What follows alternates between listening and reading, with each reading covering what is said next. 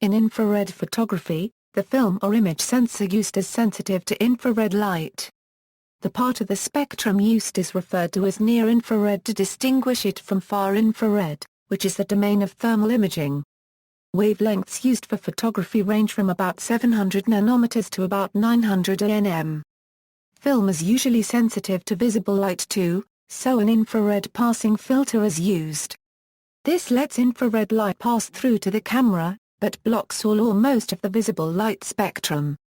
When these filters are used together with infrared-sensitive film or sensors, in-camera effects can be obtained. False color or black and white images with a dreamlike or sometimes lurid appearance known as the wood effect, an effect mainly caused by foliage strongly reflecting in the same way visible light is reflected from snow. There is a small contribution from chlorophyll fluorescence, but this is marginal and is not the real cause of the brightness seen in infrared photographs. The effect is named after the infrared photography pioneer Robert W. Wood, and not after the material wood, which does not strongly reflect infrared. The other attributes of infrared photographs include very dark skies and penetration of atmospheric haze, caused by reduced Rayleigh scattering and Mie scattering, respectively, compared to visible light. The dark skies, in turn, result in less infrared light in shadows and dark reflections of those skies from water, and clouds will stand out strongly. These wavelengths also penetrate a few millimeters into skin and give a milky look to portraits, although eyes often look black. History: until the early 20th century, infrared photography was not possible because silver halide emulsions are not sensitive to longer wavelengths than that of blue light without the addition of a dye to act as a color sensitizer. The first infrared photographs to be published appeared in the February 1910 edition of the Century magazine and in the October 1910 edition of the Royal Photographic Society journal to illustrate papers by Robert W. Wood, who discovered the unusual effects that now bear his name. The RPS coordinated events to celebrate the centenary of this event in 2010. Wood's photographs were taken on experimental film that required very long exposures.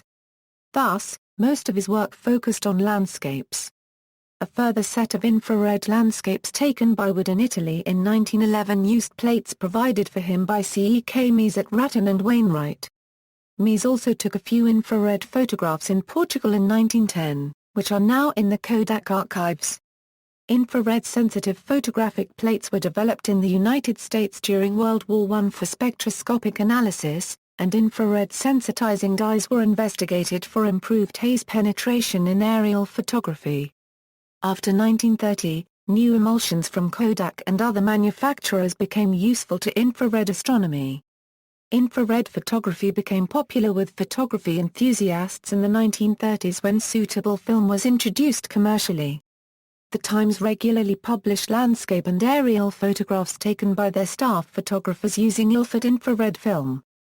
By 1937, 33 kinds of infrared film were available from 5 manufacturers including Agfa, Kodak and Ilford.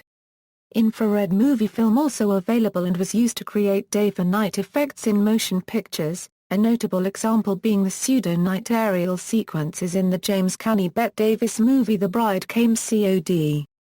False color infrared photography became widely practiced with the introduction of Kodak Ektachrome infrared aerofilm and Ektachrome infrared EIR. The first version of this, known as Kodacolor Aero Reversal Film, was developed by Clark and others at the Kodak for camouflage detection in the 1940s. A film became more widely available in 35mm form in the 1960s, but Kodak Aerochrome 3 infrared film 1443 has been discontinued. Infrared photography became popular with a number of 1960s recording artists, because of the unusual results. Jimi Hendrix, Donovan, Frank Zappa and the Grateful Dead all issued albums with infrared cover photos. The unexpected colors and effects that infrared film can produce fit well with the psychedelic aesthetic that emerged in the late 1960s. For some, infrared photography can easily look gimmicky, but many photographers such as Leo Seil and Martin Reeves have made subtle use of black and white infrared sensitive film. With the advent of digital infrared photography, as a part of full-spectrum photography, The technique is gaining popularity and is being sold as fine art photographs in a variety of galleries worldwide. Infrared light lies between the visible and microwave portions of the electromagnetic spectrum. Infrared light is a range of wavelengths, just like visible light has wavelengths that range from red light to violet. Near-infrared light is closest in wavelength to visible light and far-infrared is closer to the microwave region of the electromagnetic spectrum. The longer, far-infrared wavelengths are about the size of a pinhead and the shorter, near-infrared ones are the size of cells, or are microscopic. Focusing infrared, most manual focus 35 ohm SLR and medium-format SLR lenses have a red dot, line or diamond, often with a red are called the infrared index mark, that can be used to achieve proper infrared focus.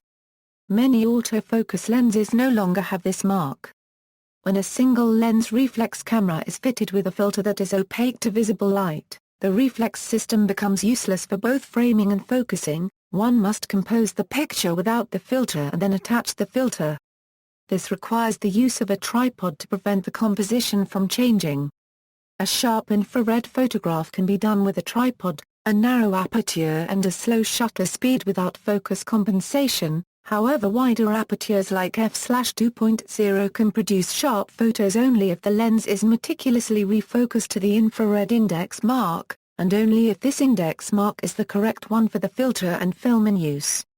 However, it should be noted that diffraction effects inside a camera are greater at infrared wavelengths, so that stopping down the lens too far may actually reduce sharpness. Most apochromatic lenses do not have an infrared index mark and do not need to be refocused for the infrared spectrum because they are already optically corrected into the near-infrared spectrum. Catadioptric lenses do not often require this adjustment because their mirror-containing elements do not suffer from chromatic aberration and so the overall aberration is comparably less. Catadioptric lenses do, of course, still contain lenses, and these lenses do still have a dispersive property. Zoom lenses may scatter more light through their more complicated optical systems than prime lenses, that is, lenses of fixed focal length. For example, an infrared photo taken with a 50 ohm prime lens may look more contrasty than the same image taken at 50 ohm with a 28-80 zoom. Some lens manufacturers such as Leica never put IR index marks on their lenses. The reason for this is because any index mark is only valid for one particular IR filter and film combination, and may lead to user error. Even when using lenses with index marks, focus testing is advisable as there may be a large difference between the index mark and the subject plane. Film cameras. Many conventional cameras can be used for infrared photography, where infrared is taken to mean light of a wavelength only slightly longer than that of visible light. Photography of rather longer wavelengths is normally termed thermography and requires special equipment. With some patience and ingenuity, most film cameras can be used. However, some cameras of the 1990s that used 35mm film have infrared sprocket hole sensors that can fog infrared film. Other film cameras are not completely opaque to infrared light. Black and white infrared film. Black and white infrared negative films are sensitive to wavelengths in the 700 to 900 nm near-infrared spectrum, and most also have a sensitivity to blue light wavelengths. The notable halation effect or glow often seen in the highlights of infrared photographs is an artifact of Kodak high-speed infrared black and white negative film and not an artifact of infrared light. The glow or blooming is caused by the absence of an anti-halation layer on the backside of Kodak HIE film. This results in a scattering or blooming around the highlights that would usually be absorbed by the anti-halation layer in conventional films. The majority of black and white infrared art, landscape, and wedding photography is done using orange, red or visually opaque filters over the lens to block the blue visible light from the exposure. The intent of filters in black and white infrared photography is to block blue wavelengths and allow infrared to pass through. Without filters, infrared negative films look much like conventional negative films because the blue sensitivity lowers the contrast and effectively counteracts the infrared look of the film. Some photographers use orange or red filters to allow slight amounts of blue wavelengths to reach the film, and thus lower the contrast. Very dark red filters block out almost all blue, and visually opaque filters block out all blue and also visible red wavelengths, resulting in a more pure infrared photo with a more pronounced contrast. Certain infrared-sensitive films like Kodak HIE must only be loaded and unloaded in total darkness. Infrared black and white films require special development times, but development is usually achieved with standard black and white film developers and chemicals. Kodak HIE film has a polyester film base that is very stable but extremely easy to scratch, therefore special care must be used in the handling of Kodak HIE throughout the development and printing scanning process to avoid damage to the film. The Kodak HIE film was sensitive to 900 nm. As of November 2, 2007, Kodak is pre-announcing the discontinuance of HIE infrared 35mm films, stating the reasons that demand for these products has been declining significantly in recent years, and it is no longer practical to continue to manufacture given the low volume, the age of the product formulations and the complexity of the processes involved. At the time of this notice, HIE infrared 135-36 was available at a street price of around $12 a roll at U.S. mail-order outlets. Arguably the greatest obstacle to infrared film photography has been the increasing difficulty of obtaining infrared-sensitive film. However, despite the discontinuance of HIE, other newer infrared-sensitive emulsions from EFKE, Rolei, and Ilford are still available, but these formulations have differing sensitivity and specifications from the venerable Kodak HIE that has been around for at least 2 decades. Some of these infrared films are available in 120 and larger formats as well as 35mm, which adds flexibility to their application. With the discontinuance of Kodak HIE, IFK's IR820 film has become the only IR film on the market with good sensitivity beyond 750 nm. The Rolei film does extend beyond 750 nm, but IR sensitivity falls off very rapidly. Color infrared film. Color infrared transparency films have 3 sensitized layers that, because of the way the dyes are coupled to these layers, reproduce infrared as red, red as green, and green as blue. All 3 layers are sensitive to blue, so the film must be used with a yellow filter, since this will block blue light but allow the remaining colors to reach the film. The health of foliage can be determined from the relative strengths of green and infrared light reflected. This shows in color infrared as a shift from red towards magenta. Early color infrared films were developed in the older E4 process, but Kodak later manufactured a color transparency film that could be developed in standard E6 chemistry, although more accurate results were obtained by developing using the AR5 process. In general, color infrared does not need to be loaded in total darkness, or refocused to the infrared index mark on the lens. In 2007, Kodak announced that production of the 35mm version of their color infrared film would cease as there was insufficient demand. It is assumed that the 70mm aerographic format will continue. There is no currently available digital camera that will produce the same results as Kodak color infrared film, although the equivalent images can be produced by taking 2 exposures, one infrared and the other full color, and combining in post-production. The color images produced by digital still cameras using infrared pass filters are not equivalent to those produced on color infrared film. The colors result from varying amounts of infrared passing through the color filters on the photosites, further amended by the Bayer filtering. While this makes such images unsuitable for the kind of applications for which the film was used, such as remote sensing of plant health, the resulting color tonality has proved popular artistically. Color digital infrared, as part of full-spectrum photography, is gaining popularity. The ease of creating a softly colored photo with infrared characteristics has found interest among hobbyists and professionals. Availability: Kodak color infrared film has been discontinued. It is no longer available in any format. In 2010, a photographer named Dean Benesai was the last person to offer the material to the public. He hand-rolled over 50,000 rolls of 120 format and over 9,000 units of custom sheet film for international distribution.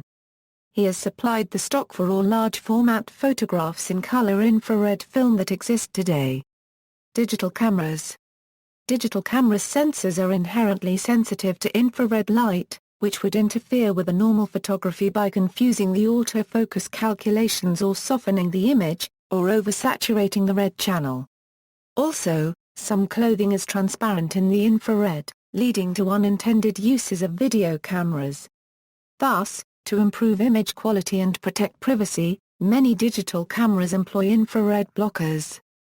Depending on the subject matter, infrared photography may not be practical with these cameras because the exposure times become overly long, often in the range of 30 seconds, creating noise and motion blur in the final image.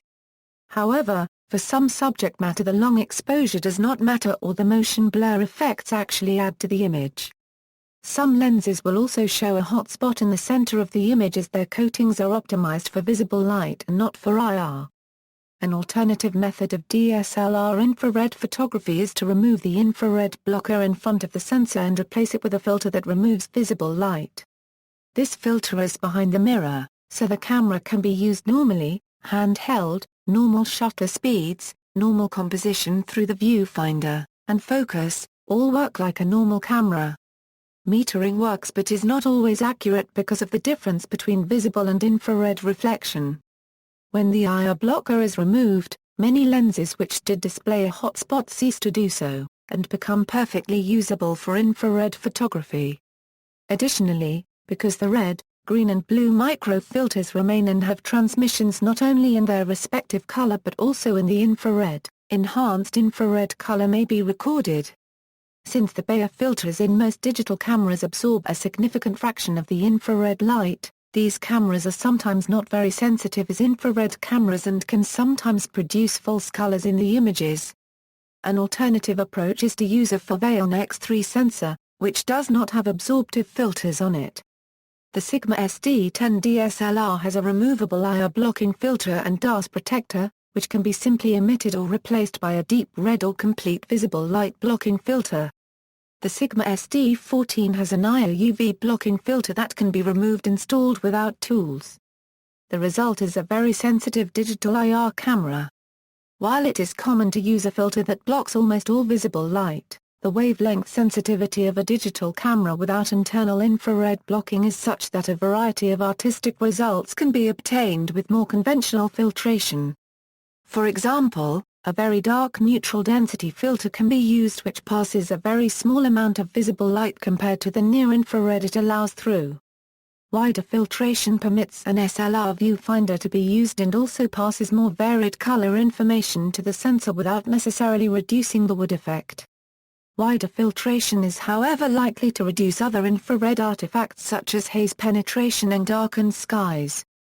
This technique mirrors the methods used by infrared film photographers where black and white infrared film was often used with a deep red filter rather than a visually opaque one. Another common technique with near-infrared filters is to swap blue and red channels in software which retains much of the characteristic white foliage while rendering skies a glorious blue. Several Sony cameras have the so-called night shot facility, which physically moves the blocking filter away from the light path, which makes the cameras very sensitive to infrared light. Soon after its development, this facility was restricted by Sony to make it difficult for people to take photos that saw through clothing. To do this the iris is opened fully and exposure duration is limited to long times of more than 1/30th second or so. It is possible to shoot infrared but neutral density filters must be used to reduce the camera's sensitivity and the long exposure times mean that care must be taken to avoid camera shake artifacts. Fuji have produced digital cameras for use in forensic criminology and medicine which have no infrared blocking filter. The first camera, designated the S3PRO-UVIR, also had extended ultraviolet sensitivity. Optimum UV sensitivity requires special lenses, but ordinary lenses usually work well for IR. In 2007, Fujifilm introduced a new version of this camera, based on the Nikon D200/Fujifilm S5 called the IS Pro, also able to take Nikon lenses. Fuji had earlier introduced a non-SLR infrared camera, the IS-1, a modified version of the Fujifilm FinePix S90-100. Unlike the S3PRO-UVIR, the IS-1 does not offer UV sensitivity. Fujifilm restricts the sale of these cameras to professional users with their EULA specifically prohibiting unethical photographic conduct. Phase 1 digital camera backs can be ordered in an infrared modified form. Remote sensing and thermographic cameras are sensitive to longer wavelengths of infrared. They may be multispectral and use a variety of technologies which may not resemble common camera or filter designs. Cameras sensitive to longer infrared wavelengths, including those used in infrared astronomy, often require cooling to reduce thermally induced dark currents in the sensor. Lower-cost uncooled thermographic digital cameras operate in the long-wave infrared band. These cameras are generally used for building inspection or preventative maintenance but can be used for artistic pursuits as well, such as this image of a cup of coffee. See also, ultraviolet photography, Find Pixels Pro, notes. http://www.christopherboydmartin.co.uk/ External links, thelightsmith.com, astonishing infrared photography site, how to convert a DSLR camera into a full-spectrum infrared camera, a daily feed of infrared photography examples, all you ever wanted to know about digital UV and IR photography, but could not afford to ask, Jeremy McCreary's Infrared Basics for Digital Photographers, Infrared Kite Aerial Photography, Gisela Hannemer's Digital Infrared Resource page will help you decide if your digital camera is IR sensitive, and more, conversion instructions for the Canon G1, the billion infrared pixel image large-scale stitching and IR photography, digital infrared photography, an introductory two-part article that also covers seldom discussed topics. List of cameras and their usefulness in digital infrared photography, and lenses that do and don't produce hotspots. Short video showing how to take infrared photographs, amazing demonstration of aerial haze penetration, visible versus infrared photograph, make your own budget IR camera, color infrared film, common problems with shooting digital infrared and how to avoid them.